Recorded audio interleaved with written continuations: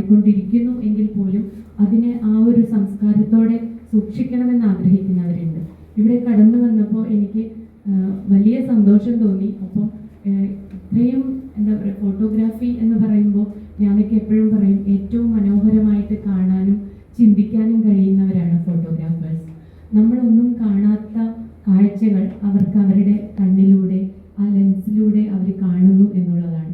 അവരുടെ ലെൻസിലൂടെ അത് നമ്മളെ കാണിച്ചു തരുമ്പോഴാണ് അത് കൂടുതലും നമ്മുടെ മനസ്സിലേക്ക് എത്തുന്നത്. പലപ്പോഴും നമ്മളൊക്കെ റഫായിട്ട് കണ്ടുപോകുന്ന കാര്യമായിരിക്കും.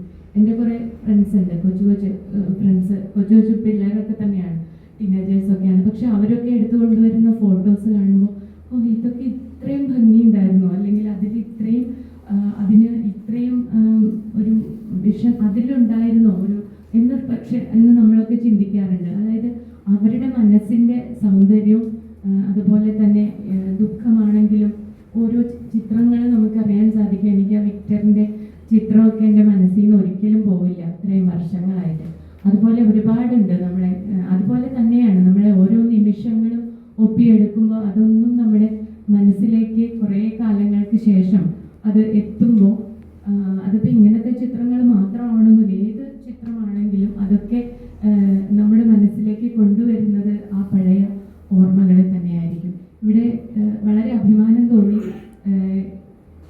ഇത്രയും ക്യാമറകൾ സ്വന്തമായിട്ട് നിർമ്മിക്കുന്നതിൽ ഇന്ത്യയിൽ ആദ്യത്തെ ക്യാമറ നിർമ്മിച്ചത് ഒരു മലയാളിയാണ് എന്ന് ഇവിടെ വന്നപ്പോഴാണ് ആദ്യമായിട്ട് അറിഞ്ഞത്. അത് വലിയ സന്തോഷം തോന്നി. ഇതൊക്കെ ഇവിടെ ഞാൻ ഇത്രയും ഇതിനുള്ളിൽ കണ്ടപ്പോൾ സിമി എനിക്ക് കുറച്ച് സമയത്തിൽ ജസ്റ്റ് ആ ഒരു തൃശ്ശൂരിൽ നമ്മുടെ പൂരപ്പറമ്പിലെ പന്തലൊക്കെ കാണിച്ചു തന്നു. ഇത്രയും വർഷങ്ങൾക്ക് മുൻപ് ഇത്രയും മനോഹരമായി, അതും ഒരു കാര്യമുള്ളത് ഇന്നത്തെ പന്തലിൻ്റെ ആ ഒരു രൂപഭാവങ്ങളൊക്കെ ഉണ്ട്. ഇത്രയും മാത്രം ലൈറ്റ് അറേഞ്ച്മെന്റ്സ് അല്ലെങ്കിൽ അങ്ങനെയൊന്നും ഇല്ലെങ്കിൽ പോലും ആ ഒരു അത് അത്രയും മനോഹരമായിട്ട് ഇത്രയും വർഷങ്ങൾക്ക് മുൻപ് ചെയ്യുകയും അതിനൊക്കെ പിക്ചറൈസ് ചെയ്ത് വെക്കാൻ സാധിക്കുന്നു എന്നൊക്കെ പറയുമ്പോൾ അതൊക്കെ വളരെ അഭിനന്ദനാർഹമായിട്ടുള്ള കാര്യമാണ്. അതിനേക്കാൾ ഉപരിയായി ഇവിടെ ഇത്രയും പഴയ ചിത്രങ്ങൾ ഞാൻ പറയായിരുന്നു. ഇവിടെ കണ്ടപ്പോൾ നമ്മുടെ മുനിസിപ്പാലിറ്റിയിലൊക്കെ പണ്ട് വളരെ വർഷങ്ങൾക്ക് മുൻപ് ഗാന്ധിജി വന്നതും അതുപോലെ ലീഡേഴ്സ് വന്നതൊക്കെ ആയിട്ടുള്ള ഫോട്ടോസൊക്കെ ഇങ്ങനെ പൊടിഞ്ഞു തുടങ്ങി അതൊക്കെ ഫ്രെയിം ചെയ്തൊക്കെ നമ്മൾ സൂക്ഷിക്കുന്നുണ്ട്.